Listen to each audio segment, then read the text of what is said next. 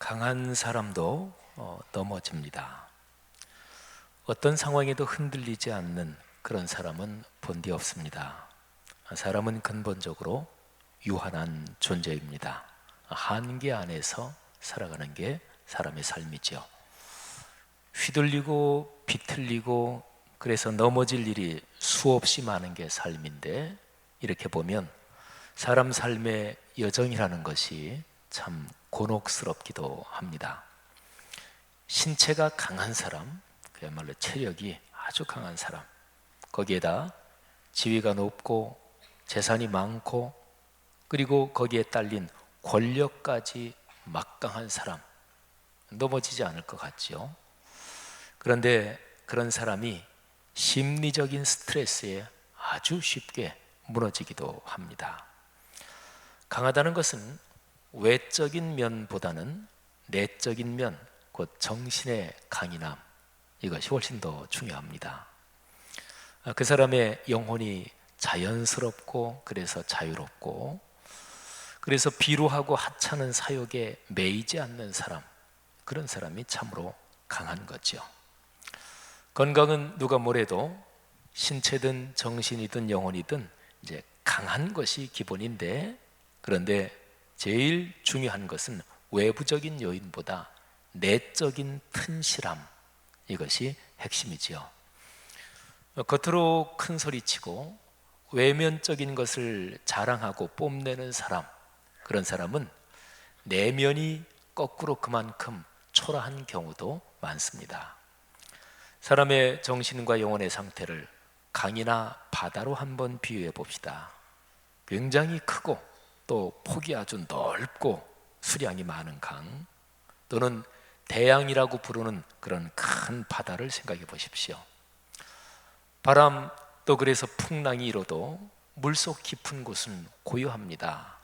수면에는 비바람이 몰아치고 또는 태풍이 분다고 해도 내면의 흐름은 천천히 그리고 늘 흐르던 대로 자기 길을 가지요. 여러분, 요즘 우리네 삶에서 이런 생각을 가만히 하면 그렇게 살았으면 좋겠다, 이런 생각 드시지 않습니까? 에베소서 3장에서 바울 사도는 에베소의 성도들을 위해서 간절하게 기도를 드리는데, 마음과 영혼 곧 속사람이 강해지게 해달라고 간구합니다. 14절부터 16절 말씀을 제가 읽어드리겠는데, 이 말씀을 들으시면서 하나님, 사도 바울이 에베소 성도들을 위해서 드린 기도가 저를 위한 기도인 줄 믿습니다. 제가 이런 사람이 되게 하옵소서, 이런 소원을 가지고 들어보십시오.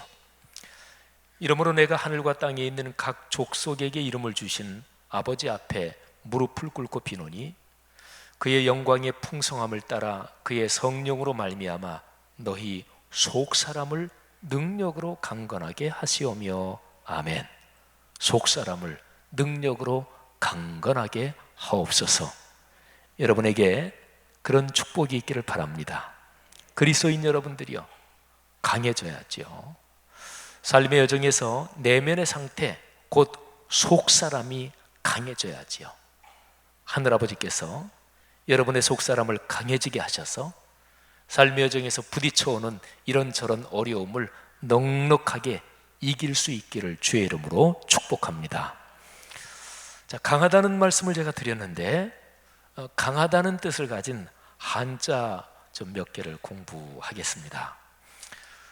한자에 강한 것을 표현하는 두 글자를 제가 대조를 할 텐데, 먼저 첫 번째가 강할 강자입니다. 그 화면에 뜬 거 보이시죠? 근데 저 글자를 한번 가만히 쳐다보십시오. 한자에는 뜻을 나타내는 부분이 있고 그 발음을 나타내는 부분이 있어요. 근데 강할 강자 저 글자에서 왼편에 있는 글자가 뜻을 나타내는 글자입니다. 왼편에 있는 게 활궁자죠, 그죠? 활궁자. 옛날에 우리가 총이 발명되기 전에는 활이 가장 강력하고 멀리까지 가는 무기였습니다. 그러니까 활을 가지고 지킨다, 뭐 이런 뜻이에요. 근데 활이 자기를 지키는 강한 무기, 그리고 강력함을 표현한다, 이거를 잘 알려면 이거하고 같은 뜻을 가진 강할 강자 또 하나를 좀 보면 좋습니다. 자, 강할 강자 두 번째 글자를 여러분이 보실 텐데, 자, 이 글자도 왼편에 있는 거는 똑같아요. 화살궁입니다. 근데 오른편에 보면 거기에 밭전자가 두 개가 있죠, 그죠? 그러니까 밭, 내 땅이지요, 내 영토지요. 그러니까 그거를 활로 무장해서 누가 침범하지 못하도록 지킨다는 것입니다. 뭐 다른 사람이 침범해 오면 활을 쏴서 그 사람을 물리치는 거지요. 자, 강할 강자, 이거는요 지금까지 말씀드린 두 글자 앞에 먼저 말씀드린 게 더 일반적으로 쓰이는 글자인데, 이 글자는 무력이 강한 것, 신체가 강한 것, 어떤 외적인 힘이 강하다, 이거를 뜻합니다. 자, 그런데 한자에서 똑같이 강하다 이런 뜻을 가지고 있는데, 외면적인 것 말고 내면적인 정신의 절개, 지조, 그러니까 정신의 힘이 굳세다, 이런 뜻을 가진 글자가 있어요. 제가 지난 주간에 평양 면옥에 냉면을 한번 먹으러 갔는데, 점심때 냉면을 먹으러 갔는데 식당 벽에 외유내강 이런 글자가 있더라고요. 뜻은 다 아시죠? 겉으로는 부드러운 것 같지만 내면이 아주 강하다. 근데 그때 강자는 아까 보인 강할 강자 그걸 쓰지 않습니다. 자, 그때 쓰이는 강자가 굳세다 하는 강자입니다. 지금 화면에서 보시죠. 여기 굳셀 강자 오른쪽에 있는 두 개 내리 그은 거, 그게 칼도자죠, 그죠? 근데 이 강자에서 왼편에 있는 거, 그게 발음을 나타내는 글자입니다. 그래서 오른편에 칼도 빼고 왼편에 있는 것만 하면 그게 산등성이 강자입니다. 근데 이 강할 강자, 굳셀 강자인데, 이거를 가만히 들여다보면서 가만히 보니까 저 안쪽에 매산자가 하나 있잖아요, 그죠? 그러니까 굳셀 강자, 정신과 영혼이 강하다, 그런 사람은 말하자면 그 안에 산이 하나 들어앉아 있는 이제 그런 거예요. 제가 이 글자를 보면서 가만히 생각을 해봤어요. 식사하면서도 생각을 해봤고, 또 집에 와서 한자 사전 이리저리 찾아보면서 또 생각을 해봤습니다. 참으로 강한 것이 무엇인가? 활 같은 무기를 갖고 자기를 지키고, 그리고 나를 공격하는 다른 사람을 물리치고 또는 해치는 그런 사람이 강한 것인가? 그게 아닌 것 같아요. 그러니까 신체의 완력이나 재물의 힘이나 지위, 또는 내가 누구 힘센 사람을 잘한다, 이런 권력의 연주를 갖고 남을 누리고 세도를 부리는 사람이 참으로 강한 게 아닙니다. 많이 그런 말을 하지요. 패는 총보다 또는 칼보다 강하다. 이거는 언론이 이런 총칼의 무력보다 더 강하다, 이런 말을 쓸 때, 또는 정신과 인문의 힘이 외적인 무력보다 더 강하다, 이런 걸 얘기할 때 흔히 쓰는 말이죠.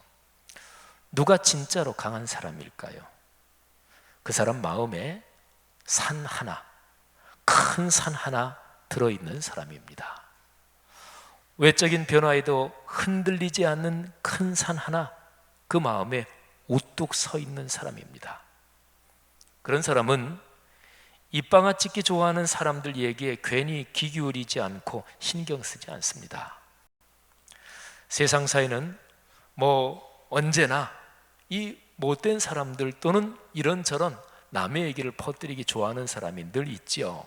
뭐 이리저리 참견하고 저리 끼어들고 남 흠집 잡기 좋아하고 어쭙지 않고 하찮은 잡스러운 얘기들 이리저리 퍼뜨리기 좋아하는 사람들 어디에나 있죠. 교회 안에도 있습니다. 인간사가 원래 그렇습니다.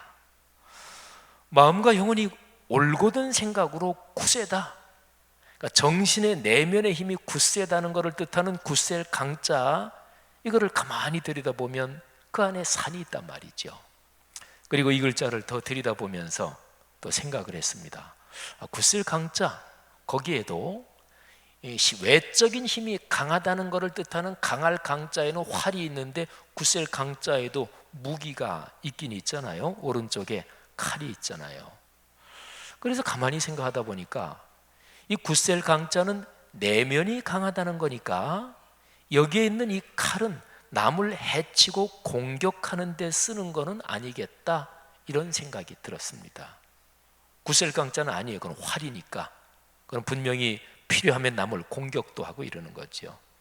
근데 내면의 힘이 강하다는 이 구셀강자 오른쪽에 두 개 내리그은 삐침, 이거는 남을 공격하는 칼은 아니겠다. 그래서 이렇게 생각하다가 우리 전통 문화에 장도가 떠올랐어요. 뭐 길장자 장이 아니고 단장한다, 멋지게 꾸몄다 하는 장도인데, 은장도 생각하면 되실 겁니다. 여인네들이 품에 지니고 다니는 호신용 은장도, 그런 작은 칼, 칼집과 그리고 손잡이가 달린 그 칼을 장도라고 하죠. 근데 이 장도는 남을 해치는 데 쓰는 칼이 아닙니다. 기본적으로 자기 방어용이에요. 보통 이제 은장도 생각하면서 여인네들이 몸에 품고 다니는 이런 거 생각하실 텐데, 근데 장도는 우리네 문화에서 여자들만이 아니고요, 남자도 지니고 다녔습니다. 은으로 만들었으면 은장도요. 그 다음에 이 칼 손잡이하고 칼집이 대나무로 된 것도 있어요. 그래서 대나무에다가 불로 달군 쇠로 해서 무슨 문양이나 또는 좋은 글자 같은 거를 이렇게 지져서 새긴 그런 거를 가리켜서 낙죽장도라 그러지요. 낙자는 지진다 하는 그런 낙자입니다. 장도는 실용적인 도구이기도 했지만 정신적인 의미, 말하자면 정신과 영혼의 지조절개, 이게 더 본디의 뜻입니다. 그러니까 정신의 절개, 양심의 지조를 지킨다 하는 상징이고요, 세속에 물들어가고 무디어가는 마음을 다시금 날카롭게 벼려서 정신이 깨어 있어야 한다, 이거를 일깨우는 채찍과 같은 상징이 바로 장도였습니다. 그러니까 구셀 강자 오른쪽에 있는 두 개 내리그은 획, 그 칼도, 이거는 저거는 우리네 전통의 장도였겠다, 장도라고 보면 되겠다, 이렇게 생각을 하고 묵상을 한 거죠. 한 주간 이렇게 묵상하면서 또 설교 준비하면서 또 이런 거 저런 거 찾아보니까, 야, 장도 그거 참 멋있는 거구나. 우리 민족 문화의 어떤 정신의 절개가 거기에 담겨 있는 거구나, 이런 생각을 했습니다. 뭐 은장도, 은은 비쌀 테니까 그것까지는 아니더라도 낙죽장도 하나 만일에 어디에다가 전문가 장인한테 주문을 한다면 거기에 뭐를 새기면 좋을까, 이 생각을 했습니다. 그러다가 떠오른 게 정좌묵상이라는 네 글자가 떠올랐습니다. 정자는 고요할 정자, 좌자는 앉을 좌자, 그러니까 고요하게 앉아서 말씀을 묵상한다, 이게 정좌묵상입니다. 진리의 말씀을 묵상하는 그 자리에서 말하자면 마음의 산이 한없이 든든해질 것입니다. 마음에 있는 그 산에 올라 하늘아버지를 만나는 시간, 주님을 만나는 시간, 그게 바로 정좌묵상의 시간이지요. 여러분이 지금 화면으로 보는 저 글자는 우리 교회 2층 사무실 문 오른쪽 벽에 걸려 있지요. 우리 석정 선생님께서 쓰신 건데, 우리 교회 김광용 권사님 어르신께서 쓰신 글자입니다. 벌써 여러 해 전에 우리 권사님께서 제 목회의 중심이 말씀 묵상인 것을 생각하시고 이 글씨를 써서 제게 주셨어요. 그래서 우리 2층에 걸려있는 큰 거 말고 그보다 좀 작은 게 제 서재에 있는데요, 저는 이걸 볼 때마다 다시금 그 뜻을 새기면서 제 내면을 다집니다. 정좌묵상. 지난 주간에 굳세다, 내면과 정신이 굳세다, 이 강이란 글자를 묵상하면서 짤막한 글을 하나 또 써봤습니다. 제목도 하나 붙였는데요, 마음의 큰 산 하나, 이런 제목을 붙였습니다. 제가 한번 읽어보겠습니다. 마음의 산 하나 품어야 영혼을 고이 지키며 야만의 세월을 살 수 있지. 장도 하나는 품고 살아야 하수상한 시절에 올곧게 걸을 수 있지.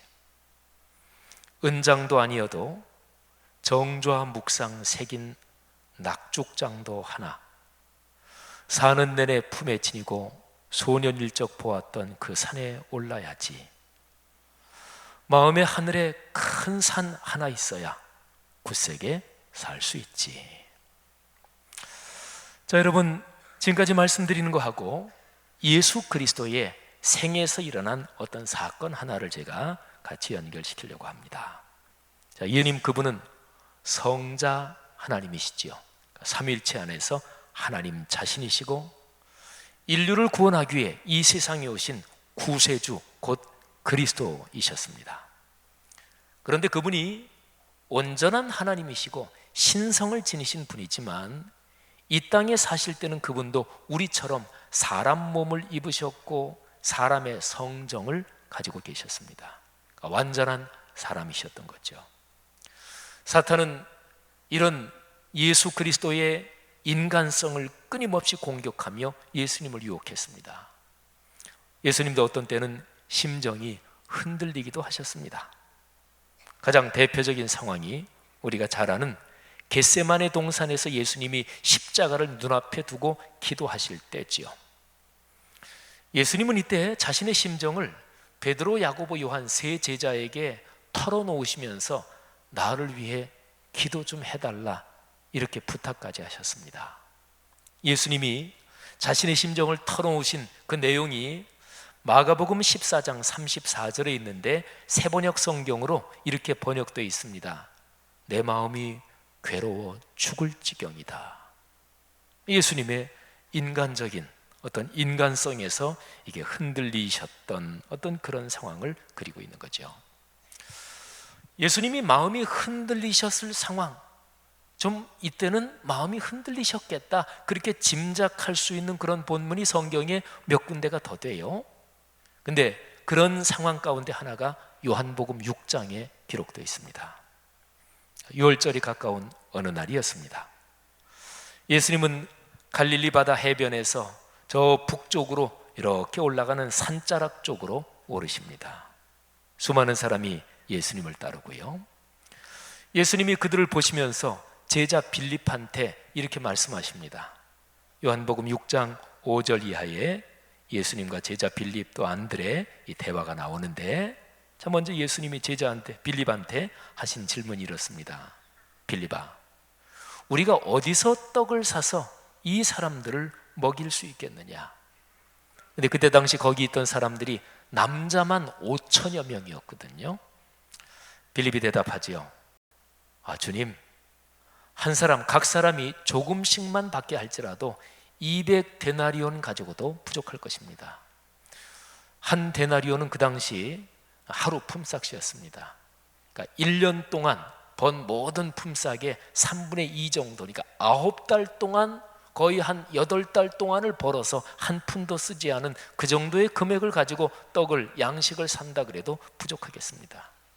근데 그때 안드레가 주님께 이렇게 말씀드립니다. 여기 한 아이가 있어 보리떡 5개와 물고기 2마리를 가지고 있나이다. 그러나 그것이 이 많은 사람에게 얼마나 되겠사옵나이까. 자, 유명한 장면이죠. 이렇게 해서 저 유명한 오병이어의 표적이 일어납니다. 남자만 5천 명이 되는 그 많은 사람이 배불리 먹었습니다. 남은 것만 12바구니에 가득했습니다. 그때 거기 모인 사람들이 흥분했습니다.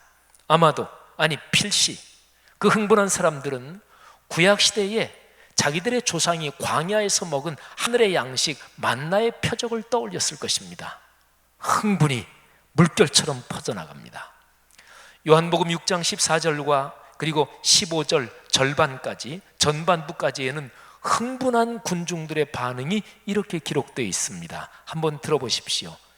그 사람들이 예수께서 행하신 이 표적을 보고 말하되 이는 참으로 세상에 오실 그 선지자라, 그러니까 메시아 그리스도란 얘기죠. 그러므로 예수께서 그들이 와서 자기를 억지로 붙들어 임금으로 삼으려는 줄 아시고, 제가 15절 다 읽지 않았어요. 절반까지만 끊어 읽었습니다. 사람들이 예수님을 붙잡아서 억지로 지도자로 임금으로 추대하려는 줄 아시고. 자, 여러분, 이 상황에 한번 여러분 자신을 대입시켜 보십시오. 한번 충분히 상상을 해보세요. 내 인기가 높아집니다. 사람들이 나를 칭찬하고 나에게 열광합니다. 내 말 한마디면 수많은 사람이 움직입니다. 사람들이 내 뜻에 따라 기꺼이 돈도 내놓고 시간도 바치며 헌신합니다. 대단한 거지요? 이게 뭐예요?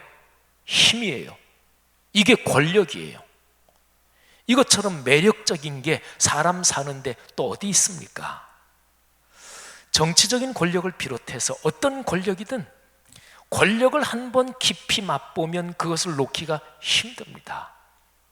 그래서 그처럼 똑똑하고 공부도 많이 하고 그리고 여러 경험도 많은 사람들이 권력의 자리에서 점점 깊이 들어가면서 이게 정신이 헷갈려가지고 아주 어처구니 없는 실수를 하는 게 바로 권력의 맛 때문에 그런 거예요. 권력의 맛에 깊이 빠지면 나중에는 스스로 벗어나오지 못합니다. 그리고 맨 마지막에는 아주 어처구니 없는 상식 이하의 말이나 행동을 하면서 끝내 자기를 파멸시키면서 끝나게 됩니다. 종교 권력도 마찬가지입니다. 모든 종류의 신앙적인 타락이 이런 구조를 갖고 있습니다. 여기에서 이단도 발생하는 거죠. 인간이 스스로 신적인 존재라고 착각하게 되는 거죠. 자, 여러분, 예수님 얘기로 돌아갈까요? 요한복음 6장의 그 상황에서 예수님은 어떠셨을까요? 마음이 좀 흔들리진 않으셨을까요? 그래, 이렇게 열광하는 사람, 이 추종자들 데리고 한번 일을 일으켜봐? 이런 마음이 혹시 들지 않았을까요? 이 상황에서 예수님이 어떤 마음을 가지셨을까? 그 다음에 어떻게 처신하셨을까? 근데 이 두 가지 중에서 예수님의 마음이 어떤 심정이셨을까? 이거는 성경에 기록이 안 돼 있어요. 우리가 그냥 상상해 봐야 돼요. 근데 예수님이 어떻게 처신하셨나? 그거는 성경에 명백하게 기록되어 있습니다. 제가 아까 요한복음 6장 15절 절반까지만 읽었잖아요. 요한복음 6장 15절 후반부, 거기에 보면 예수님께서 어떻게 처신하셨는지 그 핵심적인 내용이 거기에 기록되어 있습니다. 자, 15절 후반부를 제가 읽을 텐데 세 가지 한글 번역으로 읽겠습니다. 첫째는 개역 개정판, 둘째는 표준 새번역, 세 번째는 공동 번역입니다. 한번 들어보시죠. 다시 혼자 산으로 떠나가시니라. 혼자서 다시 산으로 피해 가셨다. 혼자서 다시 산으로 물러가셨다. 자, 여러분, 세 번역에 공통적으로 다시라는 표현이 나오지요. 뭔가요? 자기 인기가 높아지고 사람들이 흠모와 영광을 바칠 때 그들에게서 피하고 떠나가고 물러가신 것이 예수님한테 요한복음 6장의 이 사건이 처음이 아니었다는 얘기예요. 예수님은 전에도 그러셨습니다. 자, 그리고 이 세 번역에 공통적으로 또 혼자 이런 표현이 나오지요. 예수님은 누구도 데리고 가지 않으셨습니다. 예수님은 종종 성경을 보면 베드로, 야고보, 요한 세 제자를 따로 데리고 가시기도 하셨습니다.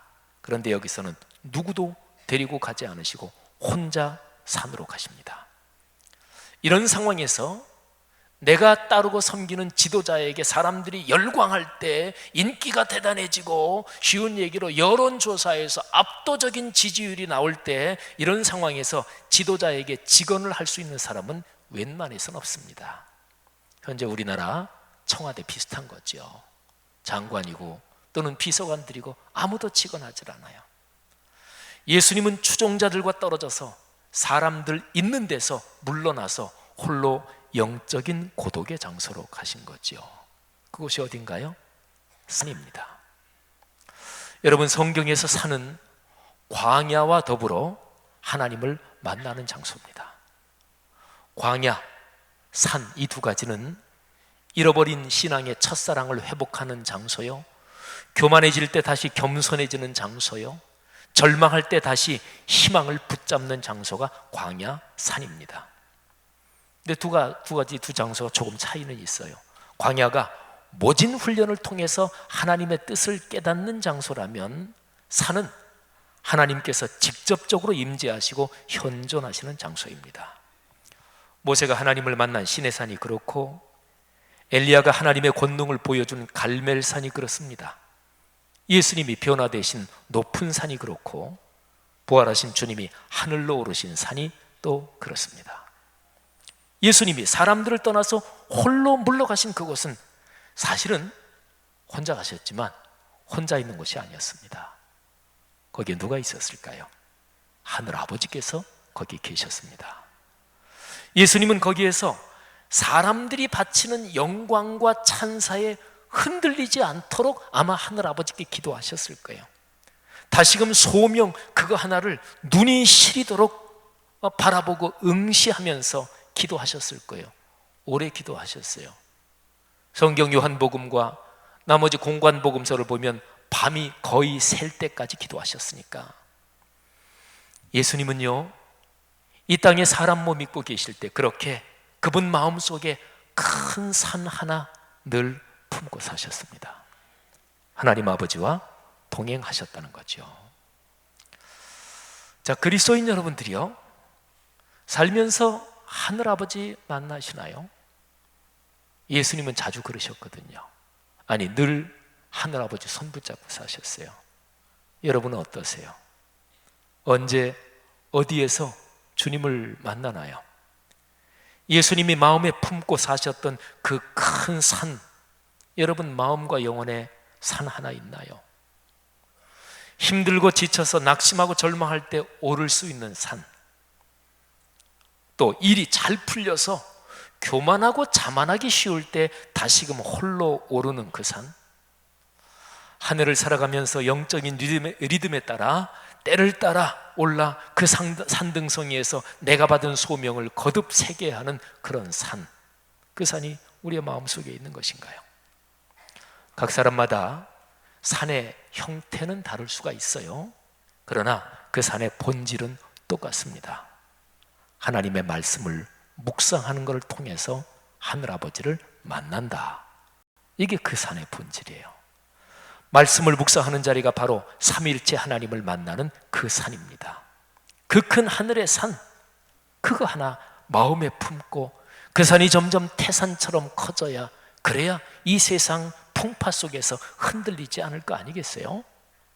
성도들이요, 그런 복이 사는 내내 여러분 삶에 넉넉하기를 축복합니다.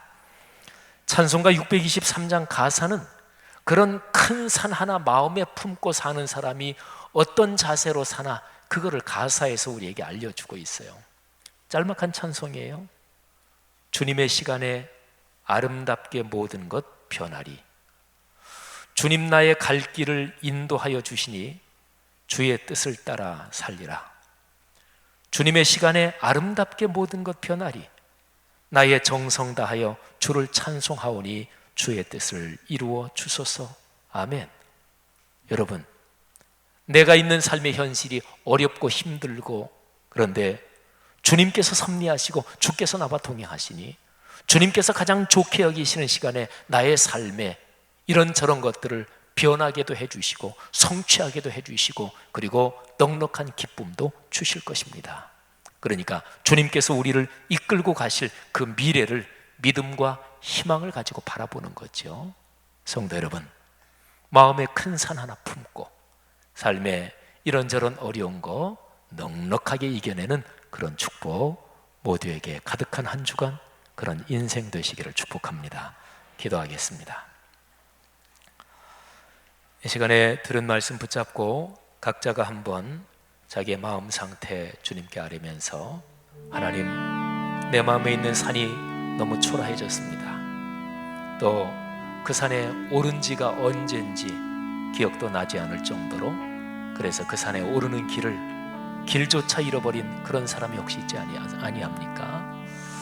공예배 나오는 모든 시간이 바로 그 산이고, 개인적으로 말씀 묵상하는 시간이 그 산이고, 주님께 기도하는 시간이 그 산이잖아요. 주님 만나야, 그래야 이 세상 풍파에 휘둘리지 않지요. 마음에 큰 산 하나 품고 늘 살아가게 하옵소서. 다 같이 주님 앞에 각자가 통성으로 잠시 기도하겠습니다. 하나님 아버지, 은혜를 진심으로 감사합니다. 이 시간에 말씀을 듣고 주님 앞에 주의 말씀 꼭 부여잡고 기도합니다. 아버지 하나님, 우리 각자가 걸어가는 인생길에서 마음에 큰 산 하나 가정에서 이런저런 여러 가지 쉽지 않은 상황들 하늘아버지 만나 넉넉하게 이겨낼 수 있도록 축복해 주옵소서. 특별히 아버지의 말씀을 묵상하며 말씀 묵상의 자리 그 산에 거하며 이 세상의 모든 어려움보다 더 큰 하늘의 힘을 받게 하옵소서. 하나님 사랑하는 성도들 쉽지 않은 인생살이에서 지켜주시며 여러 가지 문제들은 넉넉하게 이기게 하옵소서. 우리 아버지 하나님의 놀라우신 사랑이 우리 사랑하는 성도들 속에 강하게 살아 움직이게 하옵소서. 오 주여, 간절한 기도 붙잡아 주시고 초라해진 마음이나 약해진 마음들 다시 한번 강하게 하시기를 간절히 원합니다. 할렐루야. 축복하옵소서. 하나님 아버지, 은혜를 감사합니다. 우리의 마음을 붙잡아 주시고, 아니 우리의 마음에 사시는 하늘아버지, 우리 마음속에 큰 산이 되셔서 세상에 이런저런 우리 마음을 어지럽게 하는 것들에 휘둘리지 않도록 하나님께서 우리를 만나 주심을 믿습니다. 마음의 그 큰 하늘의 산 하나 늘 품고 평생을 걸어가며, 그래서 사랑하는 성도들 지금 현재 닥치고 있는 어려운 일들이나 또는 평생의 모든 일들에서 넉넉하게 승리하게 하실 줄 믿습니다. 가정을 축복하시고 가정 가문 자녀를 축복하시는 줄 믿습니다. 예수님 이름으로 축복하며 기도합니다. 아멘. 다 같이 일어나서 623장 우리 가사를 하나님 앞에 바치는 기도로 하나님 앞에 올려드리고 봉헌하고 축도하며 예배 마칩니다.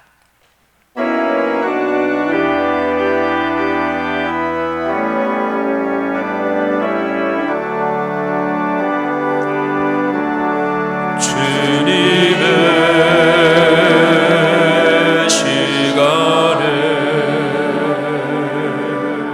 아름답게 모든 것 변하리. 주님 나의 갈 길을 인도하여 주시니 주의 뜻을 따라서 살리라. 주님의 시간에 아멘. 아름답게 모든 것 변하리. 나의 정성 다하여 주를 찬송하오니 주의 뜻을 이루어 주소서.